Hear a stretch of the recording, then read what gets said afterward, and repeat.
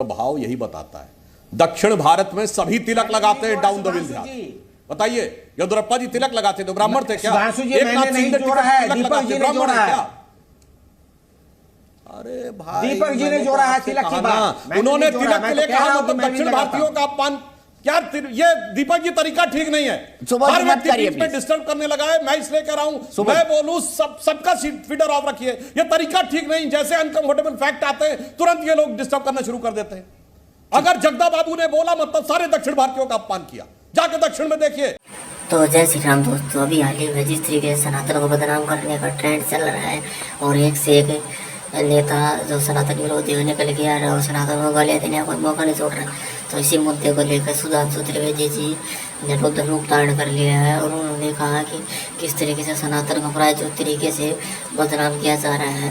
मोदी को टारगेट बनाकर सलमान का निशाना सनातन है और किसी भी तरीके से सनातन, क्योंकि अब ये सनातन से इतनी नफरत क्योंकि इसलिए करते हैं क्योंकि आज जो देश में हिंदुत्व की लहर चल रही है और जिस तरीके से आपने हाल ही में देखा होगा हमारा चंद्रयान 3 जो सक्सेसफुली सबसे पहले लैंड हुआ है इधर दूसरे साइड पे चांद की, तो उसमें जो हमारे इसरो चीफ है वर्तमान, उन्होंने सनातन को लेकर ज़बरदस्त बयान दिया कि किस तरीके से ये सारी ब्रह्मांड और सृष्टि के बारे में हमारे वेद पुराणों में पहले लिखा हुआ और हज़ारों साल से हम इन वेद पुराणों का इस्तेमाल कर रहे हैं। तो इसको देख के काफ़ी जो सनातन विरोधी हैं वो जल भुन गए और पूरी तरीके से दिल मिलाए हुए कि किस तरीके से सनातन, क्योंकि सनातन बहुत तेज़ी से बढ़ रहा है। और अब तो इसरो में भी जिस तरीके से इसरो चीफ ने कुल के सनातन के ऊपर बयान दिया है, तो जिस तरीके से कि कहीं ना कहीं सनातन को बदनाम करो और सनातन को गाली दो ताकि इनकी दुकान अपनी चलती रहे सनातन विरोध की, और इनके हाथ में सत्ता भी रहे और ये मंदिरों का पैसा लूटते हैं और लूटते भी रहे और जिससे घोटाला भी करते रहे। अगर आपको वीडियो पसंद आए तो चैनल को लाइक शेयर एंड सब्सक्राइब जरूर करें। जय श्री राम। भाव यही बताता है। दक्षिण भारत में सभी तिलक लगाते हैं डाउन द विल। बताइए, येदियुरप्पा जी तिलक लगाते थे, ब्राह्मण थे क्या? एक नाथ सिंह ने तिलक लगाते, ब्राह्मण है क्या? अरे भाई, दीपक जी ने जोड़ा है तिलक की बात। उन्होंने तिलक के लिए कहा, मतलब दक्षिण भारतीयों का अपमान। क्या ये दीपक जी तरीका ठीक नहीं है। हर व्यक्ति बीच में डिस्टर्ब करने लगा है। मैं इसलिए कह रहा हूं, मैं बोलूं, सबका फीडर ऑफ रखिए। ये तरीका ठीक नहीं। जैसे अनकंफर्टेबल फैक्ट आते हैं तुरंत ये लोग डिस्टर्ब करना शुरू कर देते हैं। अगर जगदा बाबू ने बोला मतलब सारे दक्षिण भारतीयों का अपमान किया। जाके दक्षिण में देखिए, कोई अंतर नहीं है कि कौन किस जात का, सब तिलक लगाते हैं। और यही पूरे भारत में था मुस्लिमों के आने से पहले। चूंकि जब तिलक देख देख कर मारा जाने लगा तो इस कारण से लोगों ने यह बात छोड़ी। और मैं ये भी बात बता देता हूं, तिलक और जनेऊ जो आप बात कहते हैं हर व्यक्ति पहनता था। अरे हनुमान चालीसा में हनुमान जी के लिए भी लिखा है, हाथ वज्र और ध्वजा विराजे, कांधे मूंज जनेऊ साजे। एक्चुअली में क्या है कि विदेशी मानसिकता इस कदर धरी हुई है कि भारत की वास्तविकता को समझ नहीं पा रहे हैं। और कॉन्टेक्चुअलाइज करके मैं बताता हूं दीपक जी, कॉन्टेक्स्ट जानते क्या है? जब भारत में कोई विदेशी आयोजन बड़ा होने वाला होता उससे पहले एक सीन क्रिएट किया जाता है।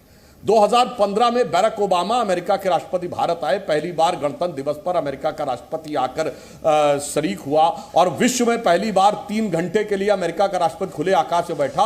उससे पहले याद करिए, दिल्ली में चर्चों पे हमले मचा दिया, हो हल्ला इतना कि किसी तरीके से देश की छवि खराब हो। अब आइए 2020 में डोनाल्ड ट्रंप भारत आए। उससे पहले बाकायदा ये इन्वेस्टिगेशन में आया, उमर खालिद ने बोला कि ट्रंप के आने से पहले कुछ करना है और दिल्ली में दंगे हो गए। अब G20 की समिट हो रही है, अब तो बहुत बड़ा आयोजन हो रहा है।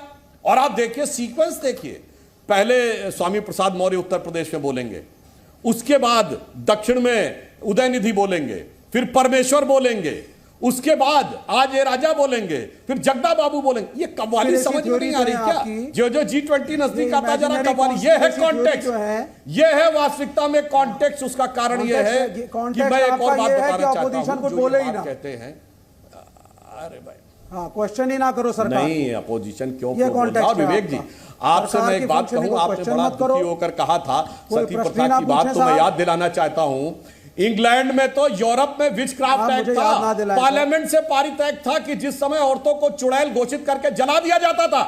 विलियम बेंटिक यहां कह रहा था कि सती प्रथा और यूरोप में जलाया जा रहा था चुड़ैल घोषित करके। विवेक श्रीवास्तव पता है आपको? वो तो नहीं पता होगा। नहीं, सुनिए अब आप मेरी बात को ध्यान से। अरे सुनो भाई विवेक श्रीवास्तव, नाम सुने हो विचक्राफ्ट एक्ट का? मैंने आप और सुनिए उसकी मेरे लास्ट बाप। कब हुई है? कोई conspiracy theory नहीं है। तक रहा है। और आप जब भारत में तो criticism अरे सुनना भारत में पड़ेगा। तो भाई कांग्रेस की अध्यक्षा रही महिला, और इंग्लैंड में विचक्राफ्ट एक्ट था। अच्छा, एक कम्युनिस्ट कंट्री बताइए जहां महिला अध्यक्ष रही हो, बताइए आज तक एक कम्युनिस्ट कंट्री बताइए जहां महिला हेड ऑफ द स्टेट रही हो। आज बात में करिएगा, बोलिए, धर्म इतना जवाब दीजिए। कि यहाँ कोई समस्या कभी थी ही नहीं, और अगर समस्या नहीं थी तो मेरे माननीय मित्र कांग्रेस और कम्युनिस्टों ने वो समस्या आप लोग जैसे लोगों की वजह से थी आजादी के बाद।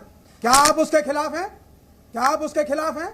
क्या सनातन धर्म? अरे भाई कम्युनिस्ट कहां से आ गए भाई? हमने दलितों, ए भाई कम्युनिस्ट कहां से आ गए? आप सुनिए पहले, जहां ए भाई ज्योति बसु ने कहा था आरक्षण की जरूरत नहीं है। ए कम्युनिस्ट कहां से आ गए भाई? अरे सुनिए आप पहले, ए कम्युनिस्ट कहां से आ गए? सुनिए पहले श्रीमान जी, सुनिए पहले। अरे भाई पहले ये बताओ, अच्छा अरे पहले बताओ, स्टालिन ने जो मस्जिदें उड़वाई थी वो सही था कि नहीं? कम्युनिस्टों के कहने पे नेहरू ने देश को, और ये धर्म को अफीम मानने वाले सनातन धर्म पे बहस करने लगते हैं। गीता का श्लोक बता नहीं पाए। हाँ ऐसा नहीं। अच्छा गीता का श्लोक बता दीजिए, उसके बाद बोलिए। 18वें अध्याय में चले जाइए, या मैं ना कोई, मैं आपको साफ साफ बता दिया। नहीं 18वें अध्याय में नहीं है भाई। वर्ण व्यवस्था, जाति प्रथा थी। अच्छा श्लोक बोलो ना, है बोलो ना, शर्मिंदगी की जरूरत है और आरक्षण देना चाहिए। अगर आप मुझे गलत समझते हैं तो कह दीजिए कि आरक्षण नहीं देना चाहिए, और कह दीजिए मंडल कमीशन गलत था, कह दीजिए आप। लेकिन यह सनातन की कुरीति थी।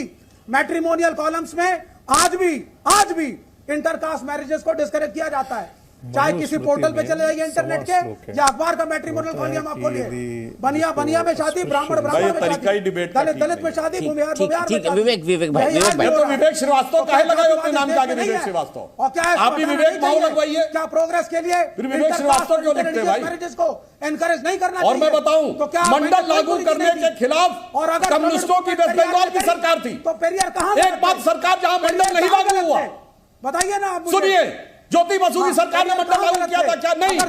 जो आरक्षण के खिलाफ थे वो आज आके आरक्षण के पक्षधर बन रहे।